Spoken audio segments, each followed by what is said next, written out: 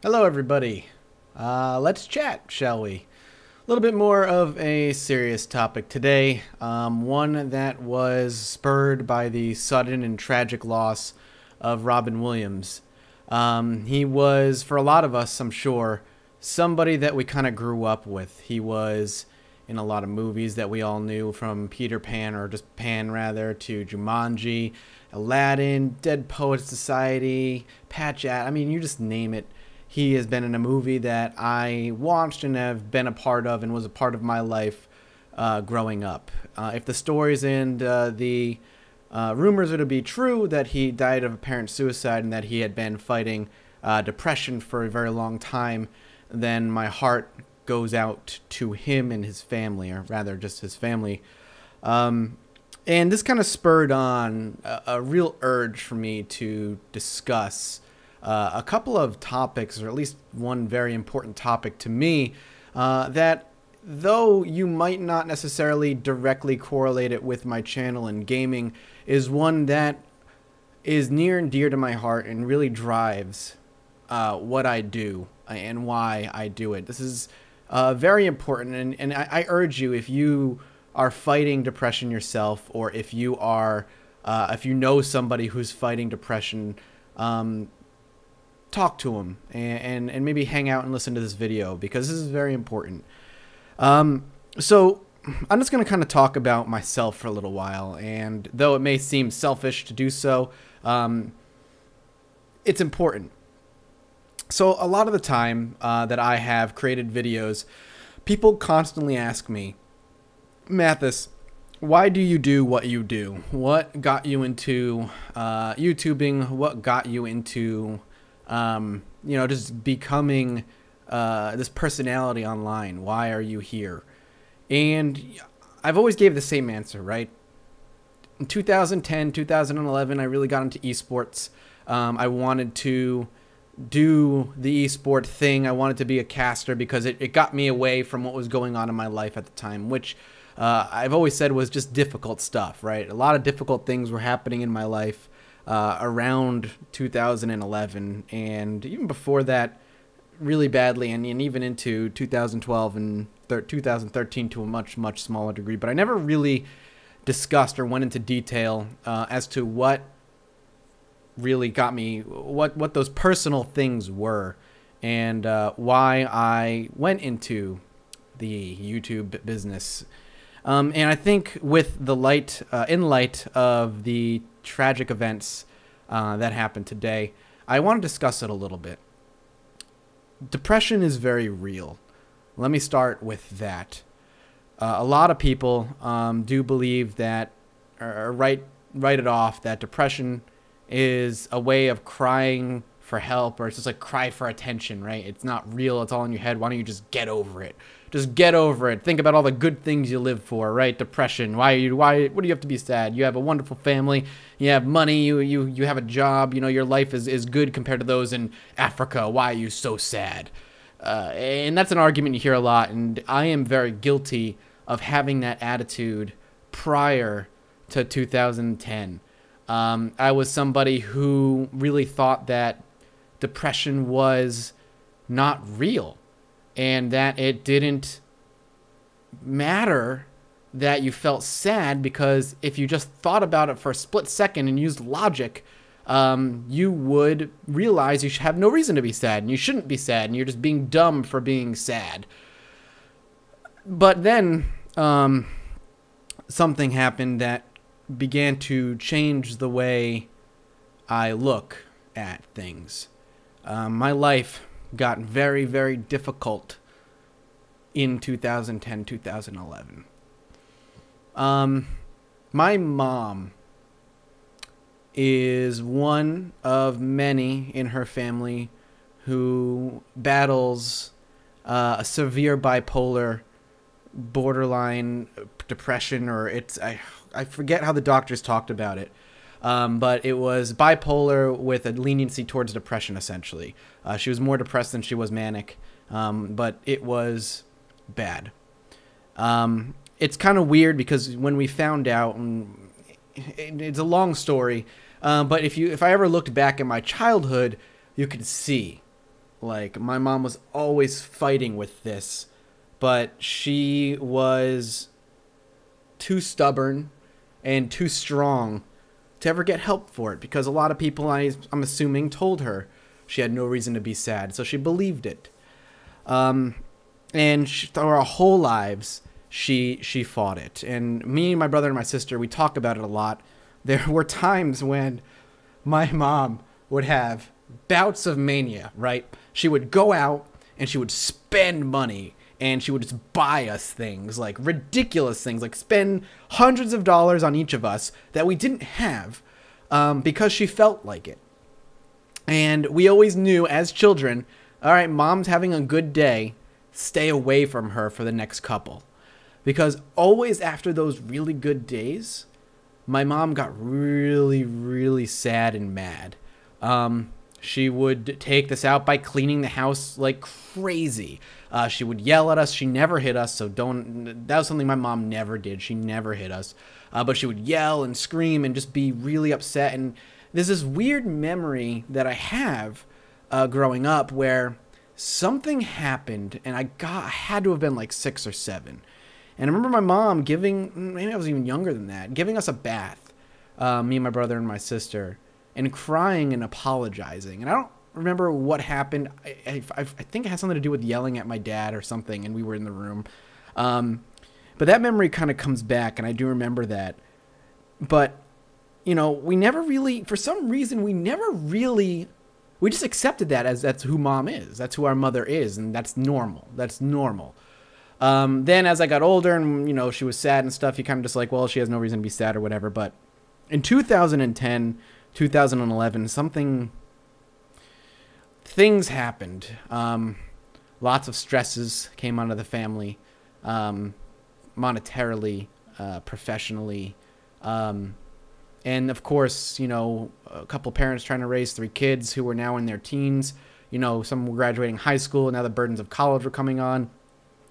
It ended up being too much, and my mom snapped. This was very difficult, because when I say snapped, it's not like, oh, she just yelled or whatever. This wasn't a normal, like, snap. This is when my mom started to have blackouts, where she would do things and not remember doing them. Typically very violent things, and typically very violent things to herself. And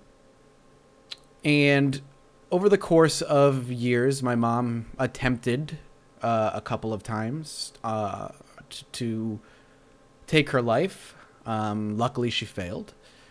And we very quickly, as a family, realized something was very wrong. And immediately, over the course of the next few years, got my mother help.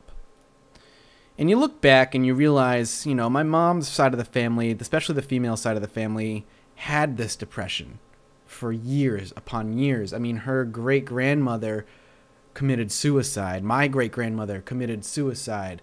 This is something that runs in the family. And me, my brother, and my sister battle with our own things that run, you know, through the family, whether it be depression or whatever. And you come to realize very quickly that this is something that is very real and is not something that is made up by the media or by the doctors to prescribe you more pills, or something that is just sadness and why can't they just be happy? And those people now particularly really piss me off. And if you're one of those people, please just leave. There's no point. I would suggest you do your studying. But during that time, when things were really bad, my sister and I had to drop out of college. We had to stop doing what we were doing. That meant I had to stop going for game design. My sister had to stop going after her culinary arts degree. And my brother even came home. He was in college, going to college at that point in New Jersey. And he even came home and missed an entire semester of school to help us out at home. Now, luckily, me and my sister basically put my brother back in school. We told him to go back. We appreciated his help. But out of the 3 of us, it was easiest for me and my sister to take care of things because we weren't such a departure from what we were doing. I had already, messed up back in my late teens in college, and this was my second attempt to go back to school, and I was doing really well. My sister was, could go back and finish another time, so we sent my brother back as time went on, and me and my sister stayed home and took care of my mother. My father was there as often as he could be. Essentially what ended up happening is the medical bills got so high that my dad had to start looking for other jobs that paid a lot more than what his were. And the jobs that came up were jobs halfway across the country. And he couldn't say no because there were bills to pay now, medical bills that, insurance wasn't covering completely. And my mom was in and out of the hospital for years, battling so hard. It's one of those things that when you are being attacked by depression, when you are under its influence, you have no control over what you do.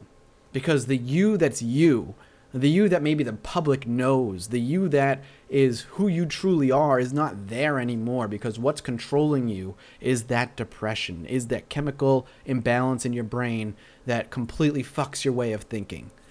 And me and my sister, again, we worked full time. We rotated what days off we had so somebody could be home with her to watch her, to make sure she was okay.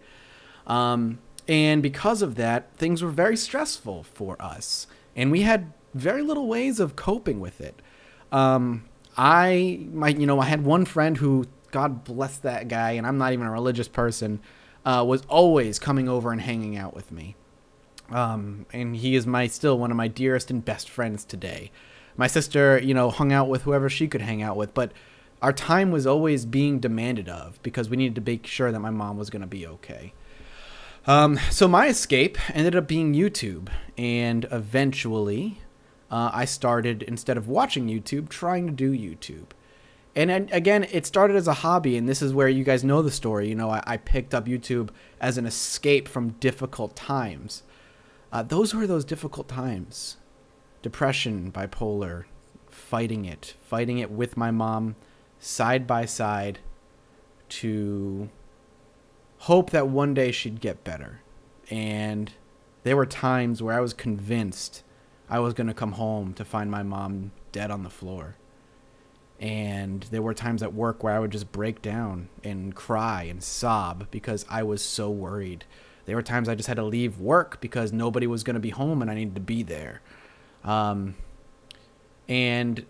as stressful and as difficult as it was for me, it was 30 times more difficult for my mother.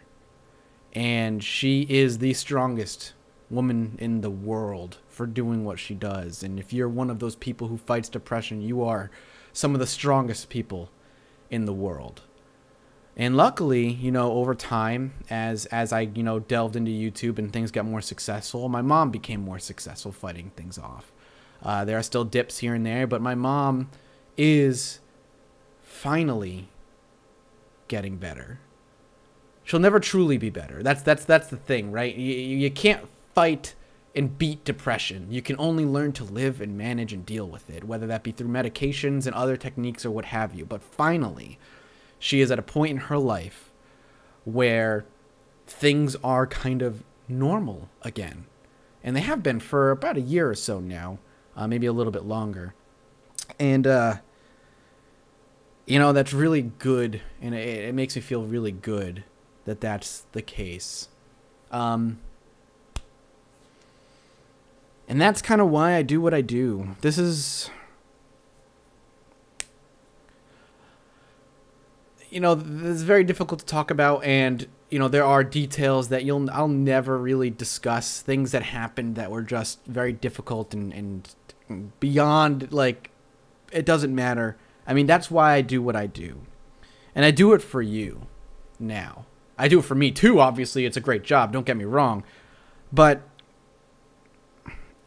there's a part of me that feels like doing this, I am in a way fighting against depression, because the number of times I've gotten emails and messages and YouTube messages and Twitter messages saying that I've made somebody's day, or I made their day easier to get through, or hey, I'm really sick, or this, that, and the other, and you helped me get through the day, or hey, I was really sad today, and whatever, and I made it better. That's one of the biggest driving forces behind why I play games online and talk to you guys, because you're more than just numbers to me. You are people who fight very real fights, who deal with very real issues. And if in any way I am able to mitigate, help, or influence you for the better, I am doing more than I have ever expected I would do.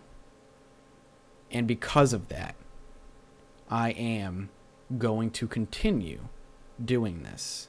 Whether it be because I am helping you fight depression, or hell, I'm just making you have a better day. And I urge you, if you are fighting with a mental illness, whether it be mania or depression or bipolar or borderline personality disorder or whatever on this earth you are fighting, please, please get help. Because I want you here. Your family wants you here. Your friends want you here. I don't want you going anywhere, right? You mean a lot to me, because I wouldn't be me without you. Below in the description box will be links to where you can get help if you need it. Free hotlines, websites, emails, whatever you need will be in the description below. If you need it, get it. And if you just need a video to get you through the day, I'll be here for you. Thanks for listening, guys. Bye-bye.